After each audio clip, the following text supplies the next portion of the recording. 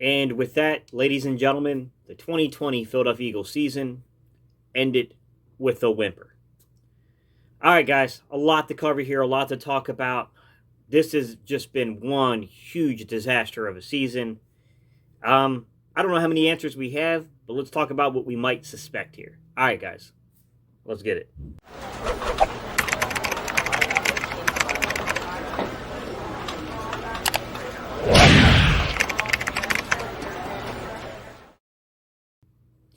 What's up, Eagles Nation? What's going on, NFL world? How you doing, division rivals? This is Stephen Hyder with Gate City Sports Channel, the sports channel where the cerebral NFL fan comes for about 10 minutes of daily content. Good morning, good afternoon, or good evening, whenever it is you get around to watching us. Once again, guys, my name is Stephen Hyder, and this is Gate City Sports Channel.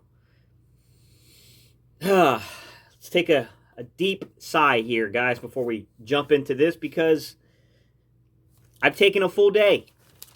Well, I've taken the night to think about this, and I'm still, quite honestly, probably going to have some emotion into my analysis here, because it's a tough way to end the season, okay? I'm an Eagles fan. I know that some of these guys that do this, like the professionals, they're not really as emotionally tied to the team.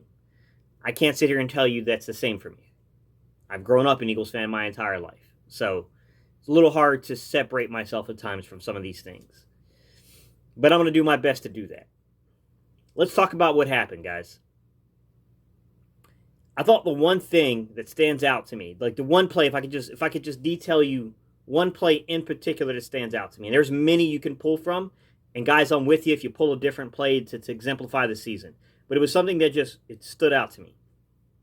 I've had conversations with many of you where you were saying, hey, Gate, do you think that when we break the huddle late and we're getting these delay of game calls, is this some kind of debate between Carson and Doug that's taking so much time that by the time we get up to the huddle with a play, the clock's expiring? And I was like, I don't know. I mean, it's hard to say those type of things. I doubt it, but I don't know. Well, I thought today was a pretty good indication that no, that's not what was going on. Doug is a horrible coach in this manner, okay? He is not coordinating the plays well enough. He's taking entirely too long during certain series of things to get a play into the quarterback. We just saw that with Jalen Hurts in this game, with the delay of game. Like, it's something that's been happening all season long, and I do think this is a direct result of not having an offensive coordinator. It's frustrating. It's frustrating to see these little, simple, small things that build up to be major things in the game. One on their own, no big deal. But when you compound it with other things going on, crazy big deal. That was one of the first things that stood out to me, guys, is that this is clearly a Doug Peterson thing going on here. He's done it with two quarterbacks that we all know can play at high levels. We've seen Wentz play at a very, very high level, and Jalen Hurts has demonstrated over these 3 games that he can play at a high level. You got to get the play into the quarterback, Doug. There's just no excuse for that.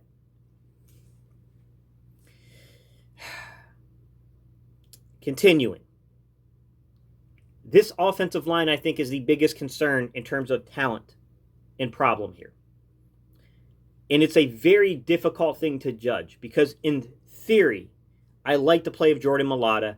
Andre Dillard is still a first-round pick that you can develop. Hey, you got Isaac Seumalo. He's a young guy. Kelsey's a questionable thing. I hope he comes back. I'm not sold that he's coming back. You know, you get Brandon Brooks, you get Lane Johnson back. In theory, you got probably the best, arguably,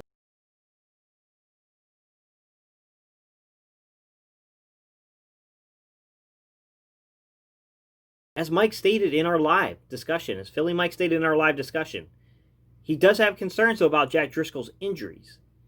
Maybe this kid's a little injury prone because he's a little undersized and he's not quite strong enough quite yet, but he's got a lot of good technique. We can see it. I don't know, guys. I can say that most of the things that we see that result in the really bad offensive play, it's stemming from the offensive line. From Wentz not sensing pressure because he's been hit so much, to Jalen Hurts kind of falling a little bit into that trap yesterday, to consecutive series to where you get,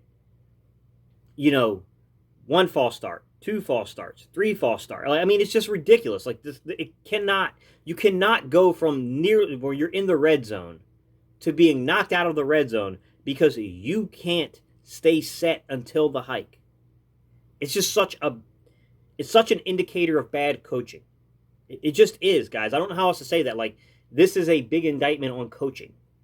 And I don't know where to go with this because I really felt like Jeff Stoutland was a very good coach. He's very good at developing talent. We've seen him take very minimally talented guys and get a lot of production out of them. But then you watch the in-the-game stuff, like these false starts and things like, and it's like, is it Stoutland? Is it Doug? What is going on here? Because the offensive line has cost us dearly this season. I don't know, man.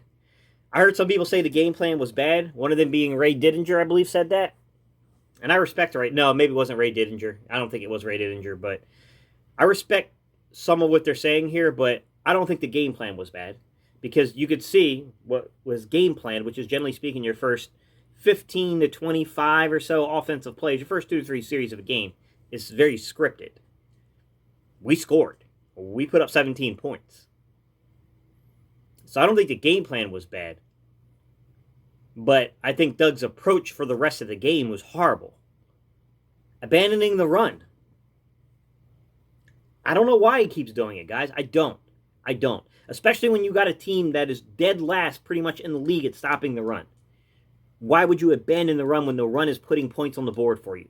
Number 2 thing about abandoning the run, running the ball controls the clock when you have a very young corner out there, an undrafted rookie free agent who has played above with expectations, but you know is going to struggle against this level of receiving core, because I may not like Dallas, but I'm not going to sleep on that receiving core. It's very good.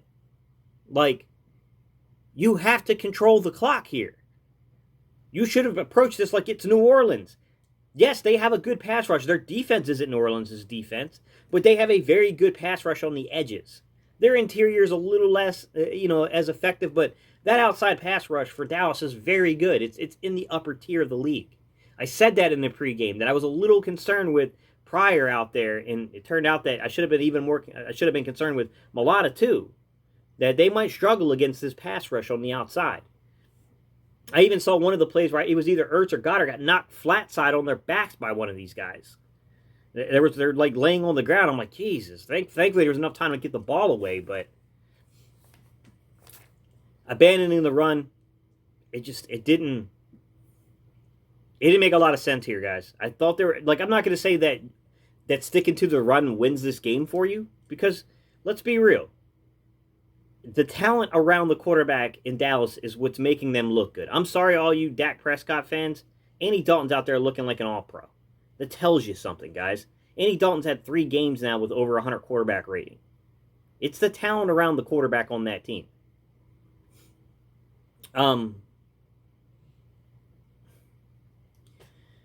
Look, we're going to need high draft pack.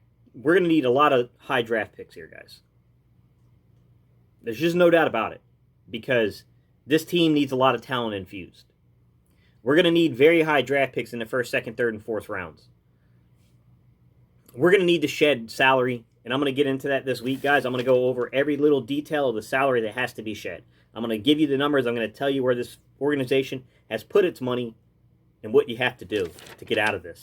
Those videos are coming this week, guys. I'll do some film breakdown, too. I'm not going to abandon that on you guys. I know you guys really enjoy it when I break down the film, so I'm not going to just stray away from that. And I'm going to be breaking down film for you guys the entire offseason. We're going to be doing some, I'll definitely be digging into film here very soon now, since we're eliminated. I'll be digging into the film to look over prospects for the draft for you guys. I'm not happy with the effort today, guys. I don't know how you feel. I didn't feel like the Eagles fought today. I just didn't. I didn't feel like they fought. It just felt like Dallas wanted this more. Kudos to Dallas. I'm not taking anything away from them. You came out there, you got in the mud in your home turf, and you defended it. Kudos to you. You did. I'm not happy with the effort from the Eagles. No, we weren't healthy. That defense, we all know that defense has been a patchwork. But there were other times in other games to where it was the same patchwork, and we fought. I didn't feel we fought in this game.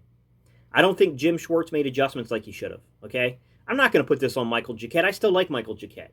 This is an undrafted rookie free agent. It's an impossible task. You're asking that kid for an impossible task there.